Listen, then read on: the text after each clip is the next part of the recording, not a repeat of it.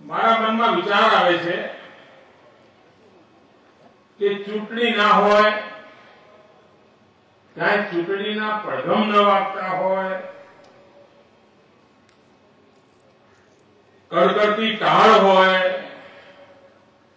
હજુ તો સવાર હમણાં પડી હોય, અને છતાંય આ હજારો લોકોની મેદની જ્યાં નજર કરું ત્યાં માથા જ માથા દેખાય છે.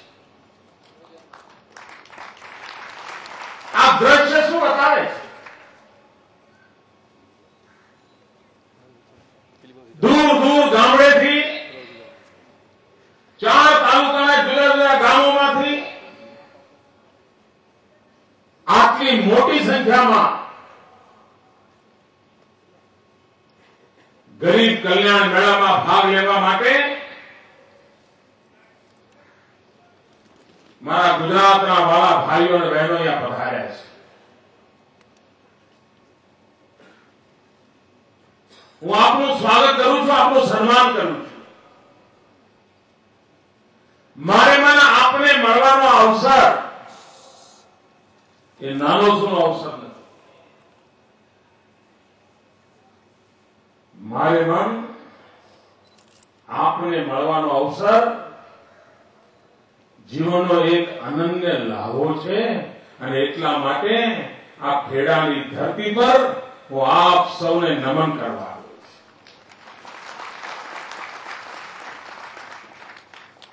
ચૂંટણી હોય અને નેતાઓ આવે એનાથી આપણે 60 વર્ષથી ટેવાઈ ગયા છે, પણ ચૂંટણી ન હોય ને કોઈ આવે એટલે જરા લોકોને કૌતુક થાય, ભાઈ છે શું આ કરે?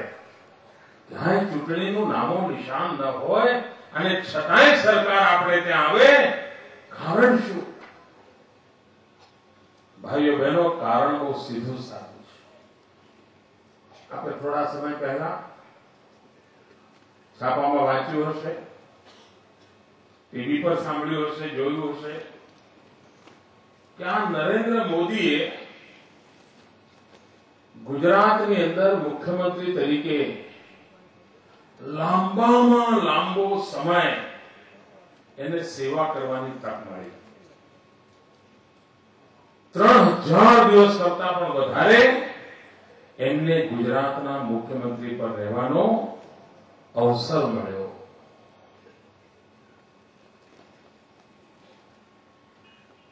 ત્રણ 3000 દિવસ થયા હોય, ગુજરાતમાં લાંબો સમય મુખ્યમંત્રી પદે રહ્યા હો, આવડી મોટી સરકાર હોય, સાહેબ આ ઉજવણી કેવી થાય? આમ જોરદાર થાય કે ના થાય? અગર જો સરકાર નક્કી કરે કે બસ હવે આ 3000 દિવસ થઈ ગયા, બહુ મોટું કામ થયું, ઉજવી નાખીએ, ઉજવાય કે ના ઉજવાય? જરા જોરથી બોલો ને. આપણે ના ઉજવ્યા, આપણે ના ઉજવાય. બધાને લાગે છે ઉજવાય.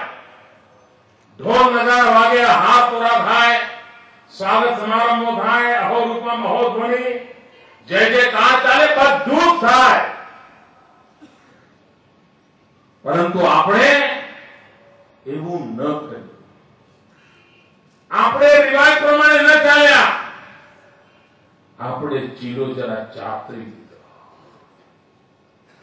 મારા મનમાં બહુ સીધો વિચાર આવ્યો જયારે મને ખબર પડી કે આપણે આ 3000 દિવસ પૂરા થઈ ગયા. મારા મનમાં વિચાર આવ્યો કે ભાઈ આ 3000 દિવસ, આ લાંબામાં લાંબો સમય મુખ્યમંત્રીનું પદ, આ કોઈ નરેન્દ્ર મોદીના કારણે છે? આ નરેન્દ્ર મોદીના કારણે નરેન્દ્ર મોદી 3000 દિવસ રાજ કરે છે? મારો આત્મા કહે છે ના, આ બધું નરેન્દ્ર મોદીના કારણે નથી. આ બધું તો આ ગુજરાતની જનતાના આશીર્વાદને કારણે છે. આ 5.5 કરોડ ગુજરાતીઓએ જે આશીર્વાદની વર્ષા કરી છે, મારી માતાઓ બહેનોએ રક્ષા કવચ બનીને મને રાખડી બાંધીને મારી રક્ષાની ચિંતા કરી છે. નાના ભૂલકાઓએ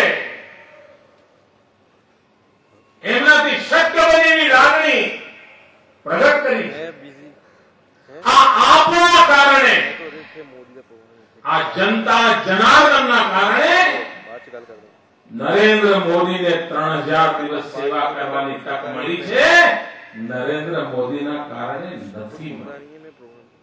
અને જો તમારા કારણે મળી હોય, આપણા આશીર્વાદને કારણે શક્ય બન્યું હોય, તો જય જયકાર નરેન્દ્ર મોદીનો ન હોય, જય જયકાર આ ગુજરાતની જનતા જનાર્દનનો હોય, સ્વાગત સમારંભ જનતા જનાર્દનનો હોય.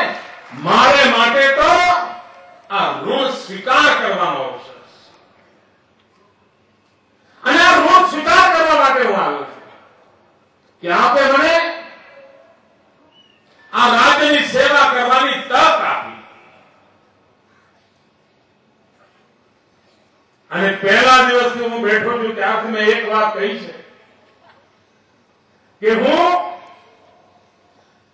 ગુજરાતની જનતાએ મને જે કામ સોંપ્યું છે, હું ક્યારે કામ ચોરી નહીં કરું.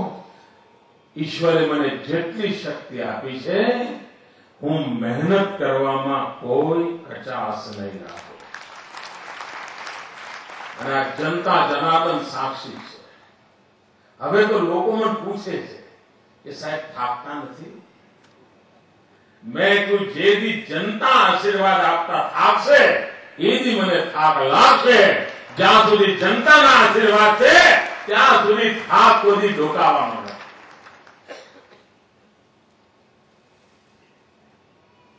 મેં બીજી વાત કરી હતી કે હું આ જનતા જનાર્દનના હિતમાં આ સરકારમાં ઘણા બધા નિર્ણયો કરવાનું મારે બનશે.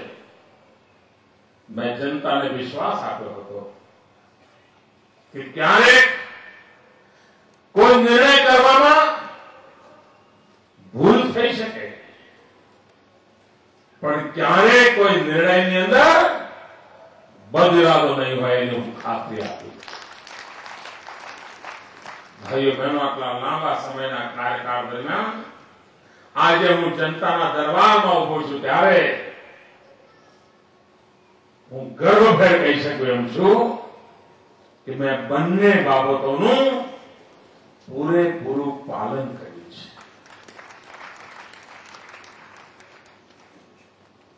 ભાઈઓ બહેનો, 3000 દિવસનું ઋણ ચૂકવવાની વાત આવી તો કેમ ચૂકવવું? તો મારી સામે વિચાર હતો કે સામે ગુજરાતને 50 વર્ષ થઈ ગયા છે. 50 વર્ષ પહેલા ગુજરાતની વિકાસ યાત્રા પ્રારંભ કર્યો હતો.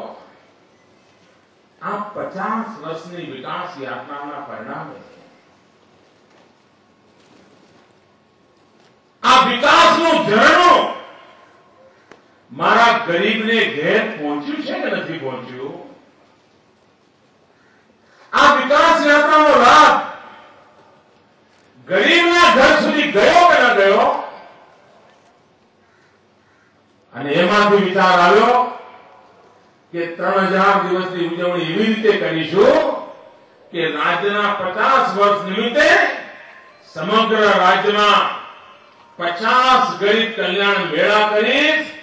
50 જગ્યાએ જઈશ, ગરીબોને રૂબરૂમાં મળીને ગરીબના કલ્યાણના કામને એક નવી ગતિ મળે, નવી શક્તિ મળે, નવું સામર્થ્ય મળે, એના માટે સમગ્ર વહીવટી તંત્રને ગરીબોની ભલાઈ માટે દોડતું કર્યું.